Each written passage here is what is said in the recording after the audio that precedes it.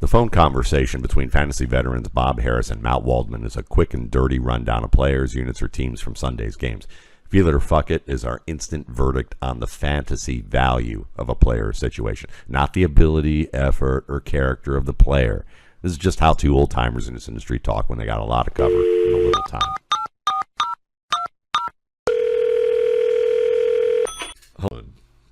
Good morning, Matt Waldman. We have made it through, well, some of us have made it through week 15. Not everybody. It's fantasy playoff time. Also, it turns out attrition is a thing in the NFL. In case you weren't aware of that, we become more painfully aware each and every week. And for every opportunity that is lost, others are created, fortunately for all of us. And so how are you doing today before we get going? I'm pretty good.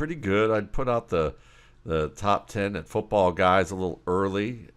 So, if you want to check that out, you can find it at footballguys.com, of course, the top 10, or you can just look up Matt Waldman in the search bar and you'll find the articles there. What about the early bird special? What about that? That ends, that's a good question. That ends actually Thursday night at midnight. So Still time, 1995 at mattwaldman.com. You can go there immediately and get it, and you get the pre-draft and post-draft along with it. And it's by far the best thing I do. So go check that out. All right, let's talk about some of this aforementioned attrition and rising opportunities and change and rebirth in the NFL. The Vikings receivers feel them are fucking with Nick Mullens at quarterback. I'm feeling them. I was really unsure coming into this, but after watching that game, I think the value of these receivers, when you have Justin Jefferson, who might be one of the best 3 route runners in the NFL, and also an acrobatic style, high flying player. Then you have T.J. Hawkinson, who's great in zone coverage and well positioned himself in man, and Jalen Addison, a promising young receiver in a Devonta Smith mode.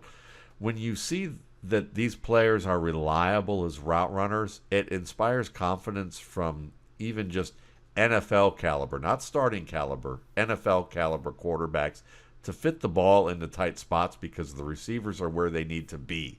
And Justin Jefferson put on an absolute clinic on even just 3 routes last week. So you may want to bump each of these guys down a tier from what their absolute potential is, which is wide receiver 1, TE1, tight end 1, and then for Smith, Addison, top 15 wide receiver, bump them down a tier, but they're all startable still. So yeah. I would go ahead and take that chance. And the same goes with Mullens if you really are desperate for a quarterback in a super flex, or even in a league with 12 to 15 teams. You might, if the matchups are good enough, you can give Mullens a shot. First of all, I'm going to apologize to Jordan Addison, not because you just called him Jalen. What is the matter with you, Matt? But look, all these kid names, I confuse them. Best, Travis Best, I don't know. Yeah, it's hard to figure out. Yeah. But beyond that, I was dialed back on him a little bit, just in general, because it had been a lengthy run of not goodness, right? Of fantasy not goodness.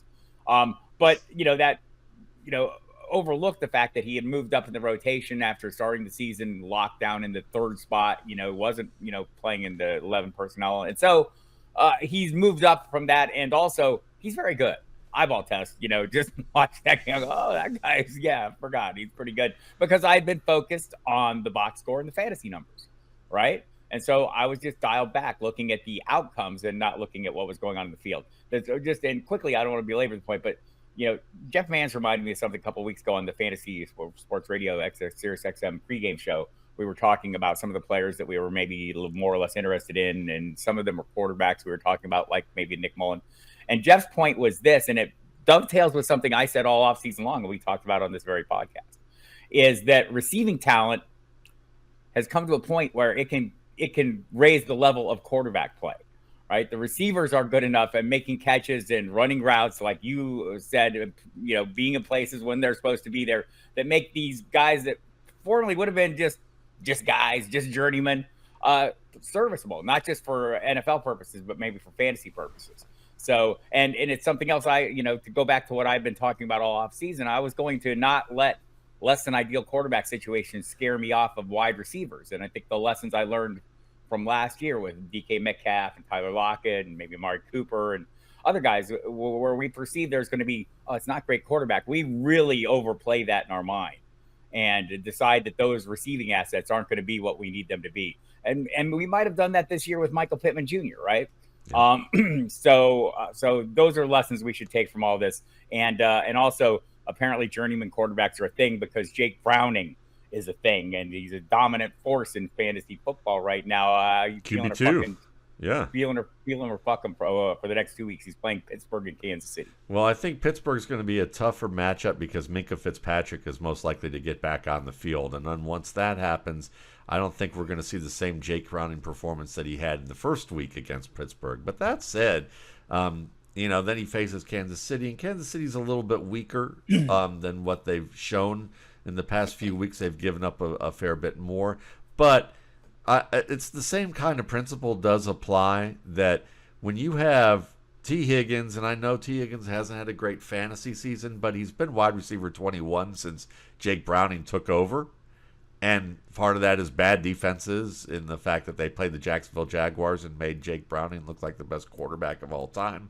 But they tend to do that with a lot of the players that they face. But they've also faced, the Colts and the Vikings, who are mid-tier defenses. So it's not all just that the defense has made Jake Browning look good. He throws the ball well in the middle of the field.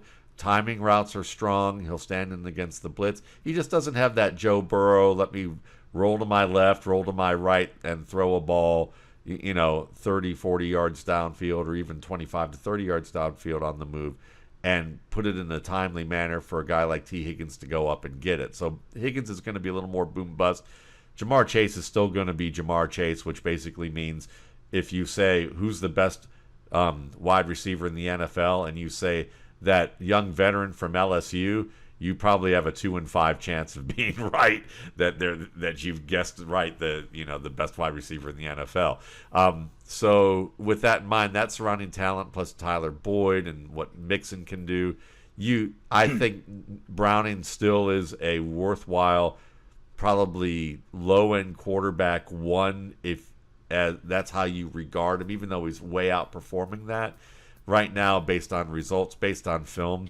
You can still probably get him you can still probably value him if you need a player at the bottom end of the QB1 scale and play the matchups. I may well remain skeptical a little bit, or not skeptical. Like, obviously, the points were coming, right? He had 50 fantasy points over the previous 2 games. But this game, he's playing a Minnesota defense that seems like it's been doing some really crazy shit with their blitzing and whatnot, right? Like, Brian Flores has gone off the charts, and it's been super effective. That defense has been very good. And Jake Browning didn't seem to be especially fazed by any of it. So I'm with you. I agree. I'm feeling Jake Browning for the next 2 weeks for exactly what you said. I mean, I'm not going to go overboard. I'm not going to expect that, top 5 performance every week, but it might happen. It's there. It's there. And some of this may depend on Jamar Chase's availability. He suffered the AC joint injury. And so I know with running backs, they just strap those things in place, but that's because they're all like hunched in, and that's what they need to do. I don't know how well that works for receivers who maybe need to reach for football. I joke that getting hit probably feels better for the running back. It probably pops it back into place for a little bit. Right. So attrition is not only opportunities for redemption for players; it's also for analysts. So let's go to. I don't know if there's any redeeming. Let's go. Are you I know you are. Are you feeling or fucking Trey Sermon? And let's pair them up. Trey Sermon and Tyler Goodson. Zach Moss injured in this game. We're not sure what the severity is, but could miss a week. Let's say he does miss a week. Are you feeling those guys as viable fill-ins? And do you have a preference? Yeah, I think they're both viable fill-ins this week. Trey Sermon looked, I would say, competent. He looked competent in the Colts offense. He didn't make really any mistakes as a decision maker. He showed some ability to at least bounce outside and outrun pursuit that was penetrating through the line. He showed some power and some pad level. Was there anything special about what I saw? No. To be honest, he looked more like a mix of like Jordan Howard and Jamal Williams with a dash of maybe David Montgomery if you're going to hope for a little more athletic promise. None of that is going to get most fantasy people excited about him long term. And I think that probably long term, it's probably a fuck it at this point. I think we've already known that, but short term, I think he has a chance to be a closeout back against Atlanta. Whereas Tyler Goodson, to be honest, I think has more long term value for this organization on a weekly basis if when Jonathan Taylor returns, because Goodson. Go ahead. Goodson is an explosive athlete who I thought got limited by his system at Iowa, where I was told by a scout that Iowa, when they run zone plays, especially outside zone, that they don't like to see their running backs cut back, and they eliminate the cutback as an option in their playbooks, which is something that Tyler Goodson is naturally very strong at. So you kind of see him in limited capacity there, but he was a really good receiver in terms of route running, and he kind of reminded me of like an aspiring Austin Eckler in terms of the skill sets that he might be able to bring to the table. And he looked good in Green Bay in the past 2 preseasons when they used him, but I just don't feel like that they could afford to keep him based on other needs that they had.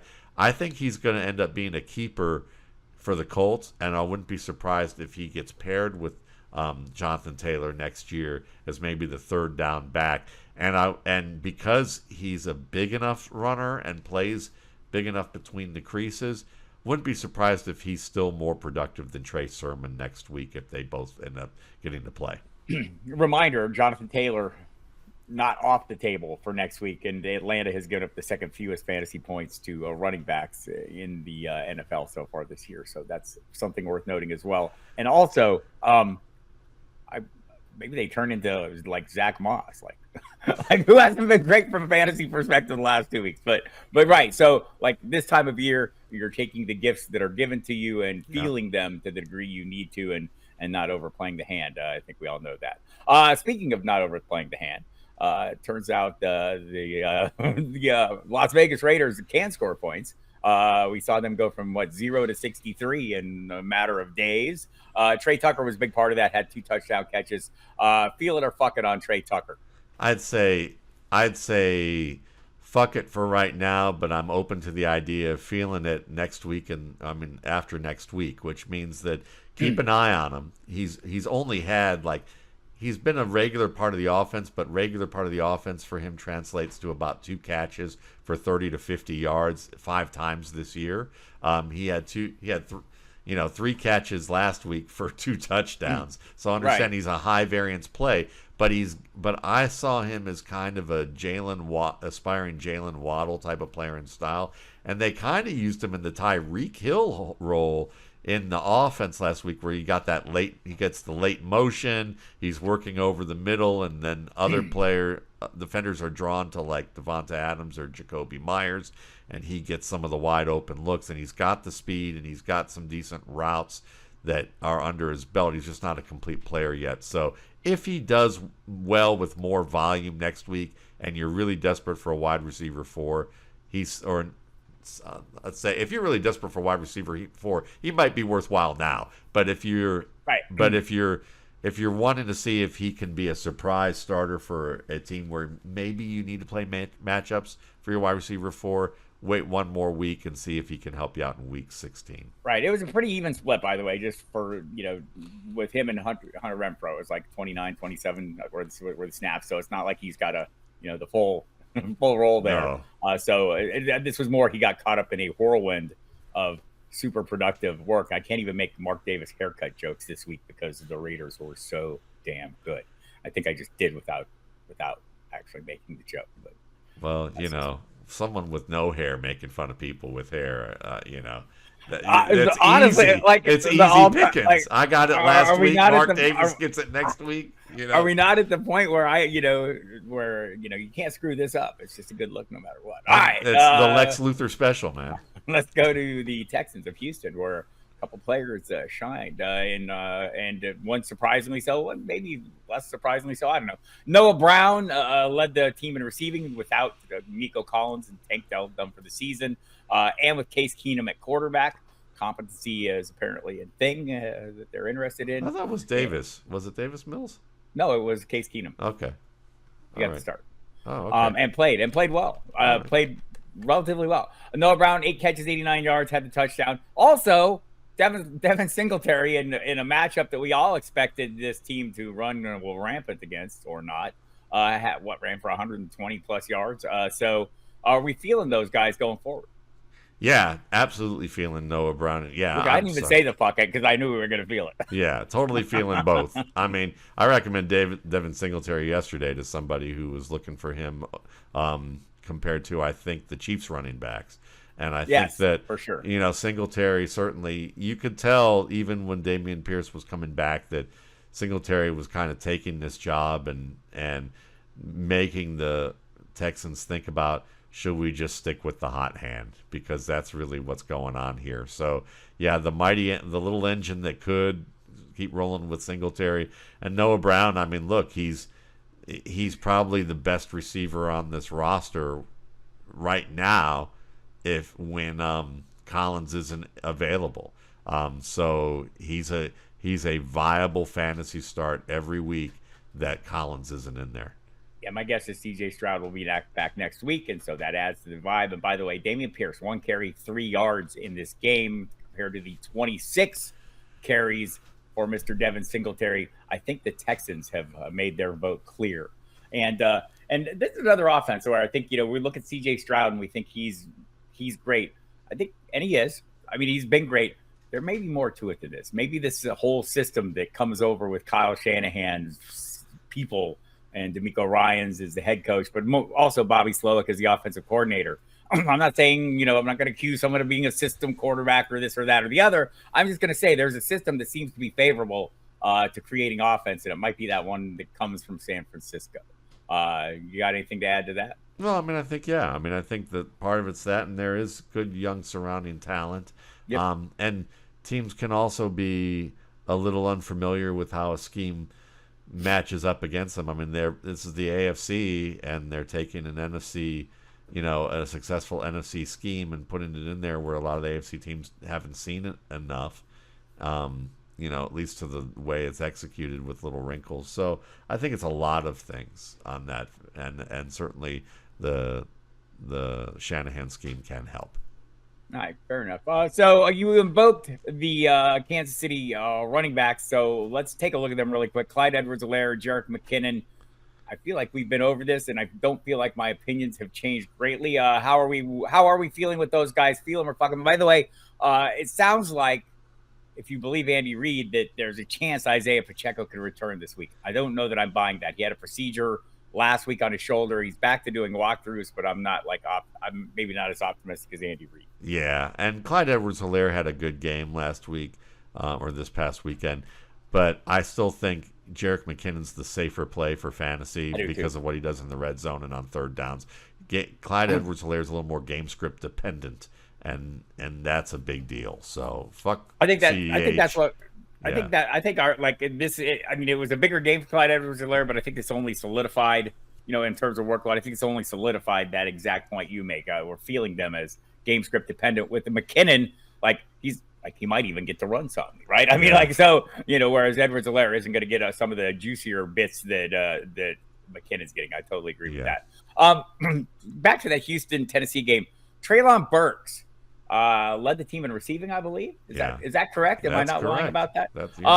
Feel or fuck him?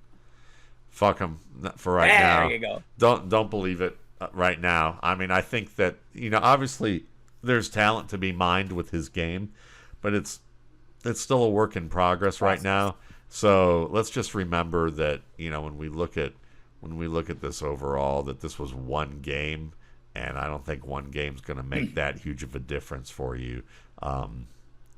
Just see what happens next week. See if he gets more touches and targets, and then if you want to play him in your final week, go for it. Yeah, we'll see who the quarterback is there as well. Will Levis had the ankle sprain, and sounds like he'll be getting further checking on that. But it does seem like that injury looked way worse than maybe it's going to turn out to be. Who knows? Maybe Will Levis is some version of the mutant that is Trevor Lawrence, and ankle sprains and whatnot do not slow them down even one iota, or at least perceivably so. Baker Mayfield as the Buccaneers quarterback for 2024. Starting to feel it. I think that it just, is it going to be a Geno Smith type of situation from like this year to next? There's a possibility that could happen.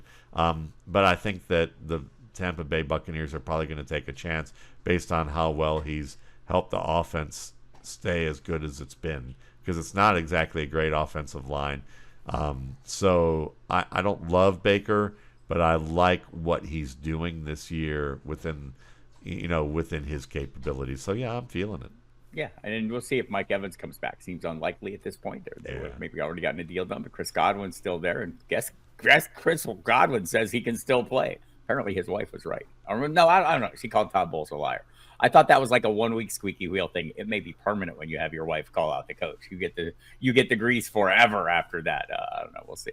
Elijah Higgins, the Cardinals tight end, not named Trey McBride, caught a touchdown pass. Caught all 4 of his targets in this game. McBride went down with the injury, came back. Seems like another AC joint situation that maybe he will play through. We'll see how that plays out. But what are your thoughts on Elijah Higgins in general? I'm feeling the idea of keeping an eye on Higgins for the next couple of weeks in case you need to insert him into the lineup if Trey McBride is out.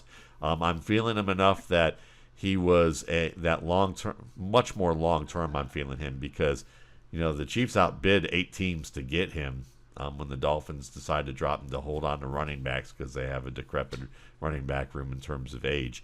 But overall, it's still a long term project with him. So other than like these special circumstances, fuck him for right now. I think I'll buy that. And it is. I mean, it's like a one-shot deal. Jeff Swaim left that game as well with a calf injury. So, maybe just a fortuitous situation. Is that the case with Kevin Harris, the Patriots running back? I usually support all the Harrises that I can. I'm not sure I can get behind Kevin. Can you? I like Kevin Harris, but I generally like Harris. But can you support him? Yeah, I would say this. Can you carry him like you carry me? How are we not sure that's not the other way around? But I would say that with Harris, I would keep an eye out for him just from the standpoint that he did look pretty good running the ball. He can catch the football. He knows the system well. He's had moments and isolated snaps over the past 2 years with the Patriots. So if Ramondre Stevenson is not available next week to play, I would consider picking up Harris just as a player to hold on to as maybe a desperation play during the playoffs if you're low on running back talent and something happens with Ezekiel Elliott between now and the next game. Right. It's like a young talent on a team that brought him in. There's maybe some room for that. I think the essential question of this week, however, based on the performance that we saw against the Dallas Cowboys, a tough defense, is James Cook elite? Well, he's certainly playing that way. He's 5th on the board right now in PPR leagues. I think we're seeing a lot of what that promise was. I know where I had him rated high last year from the standpoint that he fits the system well, and they're really starting to lean on him more. I think the Bills were a little cautious about how using him, and I think they didn't feel comfortable with how knowledgeable he was with the passing game, and maybe he pushed a little too hard as a runner that led to some mistakes. I think he's starting to really get. This year has been really an acclimation year where he's a lot more comfortable and he's not thinking as much, and it's showing up in his play. So, yeah, if there's if Austin Eckler is starting to decline, maybe more so the team around him is on. Maybe James Cook is one of those candidates to be the next Austin Eckler type. Right, and it turns out you don't have to be concerned about the goal line carries. He'll still score touchdowns. Doesn't have to all come from inside the 5-yard line. It turns out they can come from a distance, and it helps playing in an offense. Even with your quarterback being the best goal line back, an explosive offense with that level of talent seems to be working in his favor. Bijan Robinson next year. So just let me take a moment to remind everybody that Jahmyr Gibbs is now ahead of Bijan Robinson, and everything I said about Jahmyr Gibbs this summer is 100% correct. I don't like to take victory laps, but I took a lot of abuse for this. But this was more about, let me set this up. Let me finish. This isn't just about patting myself on the back. It's starting there. That's not where it's ending. So next year, Bijan Robinson, I'm going to be pounding the table for Bijan Robinson this summer like I was for Jahmyr Gibbs, because people are going to be paying the premium for Gibbs and dial back a little bit on Bijan.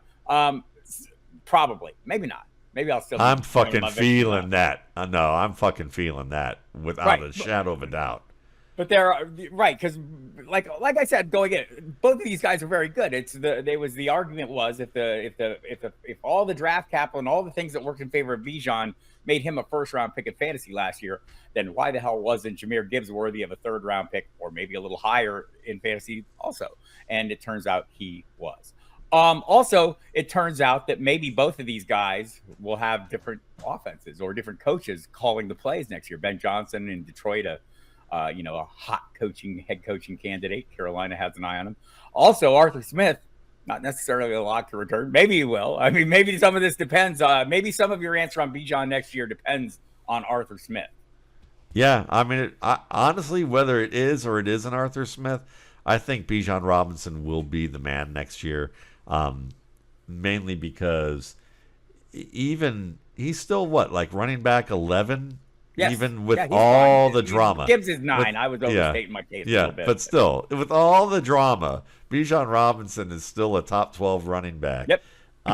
Listen, I think I still believe somewhere in my guts that Arthur Smith is just like, look, we're not that good this year. We know that. We're gonna keep splitting time. Why am I gonna run this guy into the ground when we need to get better at quarterback? If they get Justin Fields and Bijan Robinson, in Atlanta, Bijan Robinson will be a top 5 running back. I don't 100%. I don't think it's even going to be a question. And I'm willing to make the mistake. I'm going too high on Bijan Robinson next year. This year, I was not. I was one of those that was like, nope, don't draft him in the first round. He's not going to be worth that. But this, 2024, absolutely. Yep, I totally agree with that. So Christian McCaffrey, is he the running back 1 next year? And there's only one possible answer. Yes. That is the answer. I don't care if he's going to turn 28. He's the top one. So it reminded me, I went back and looked at what I wrote last year about him in this offense. He was traded 6 weeks into the 2022 season. The San Francisco is 3-3, struggling to find offensive consistency. They won 12 straight after McCaffrey became the starter. Granted, Brock Purdy came in and started a number of those games. They didn't lose until he was hurt. So you can make whatever argument you want about both of them. And by the way, both being discussed as possible MVP candidates. But before McCaffrey came on board last year, Niners ranked 19th in the NFL in points scored per game at 20.3, 18th in yards per game at 340.2, and expected points added -0.05. After his arrival last year, 49ers ranked second with 29.8 points, fourth with 379.6 yards, and second with an EPA of 7.4 in those same categories. Over the final 6 weeks of the season, he ran 101 times for 505 yards, 4 touchdowns, caught 27 passes for another 262 yards and 3 touchdowns. So when you're running backs don't matter. When you're drafting early, what are you looking for? Leverage over the field, right? He averaged 22.2 PPR points per game in his final 10 games last year, including 5 outings with at least 25 PPR points. That's leverage. What changed? What changed from any of that? Right? Nothing has changed from any of that. He is still that same guy. Of course, we're drafting him number 1. I think we've made our point there. We're feeling it. What about Keenan Allen and Brown, top 5 wide receivers? Do we have a common message here? Yeah, you don't always have to have blazing speed to be a top wide receiver. It's about how they fit in their offense, and one of those things is, and also the skill sets you're looking for, is great route running, especially zone route running, which isn't always easy to do. Some players like Deebo Samuel are great zone route runners, but not very good man-to-man route runners. Some players are better zone route runners than man-to-man, and then some can do both. Allen and St. Brown can do both, and they're used in a manner where they can play inside and outside, and their versatility reigns there. Jaden Reed may wind up one of those players. The difference between Reed and those two options I just mentioned, Allen and Brown, is that Reed actually has speed. So I would say continue to find Jaden Reed to be a promising option. Will depend on the offenses for those respective teams. I know in Allen's case this year it was a change in offense, no change in outcomes, right? I mean, if anything, he was better or at least equally as solid. St. Brown, I mean, it's same play caller, but might be a change next year. Yeah, and I'm still, I would say right now, obviously we're going to learn more, but if you're going to be if you're one of those crazies drafting in January and you're, in those leagues that you do, Guilty. underdog and all of that, you're still going to be betting on Allen and Brown until you get more information. Are we going to bet on Brandon Aiyuk as a wide receiver 1? Oh, hell yeah, I'm feeling that. I think he's the best route runner on their team. I think he's developed into one of the top route runners, and he has 1,000 yards at this point. He's wide receiver 14 right now. I think his career is only moving up, and he and Purdy really have a connection that's only going to get better. So I would take that bet, and I'm going to get him at a bargain anyway. So why not? There you have it, people. We have felt and fucked many things today. And I hope you enjoyed that as much as we did. And maybe we'll be back to do it again next week if we have the energy. No, of course we'll be back next week. Or the medication. Medication, yes. There's a 4-hour joke in here, but I'm not going to make it. I was just thinking the clinic, but anyway, either way, there's lots of jokes to be made. Thank you. Love you, Bob. Love you. Bye. Bye.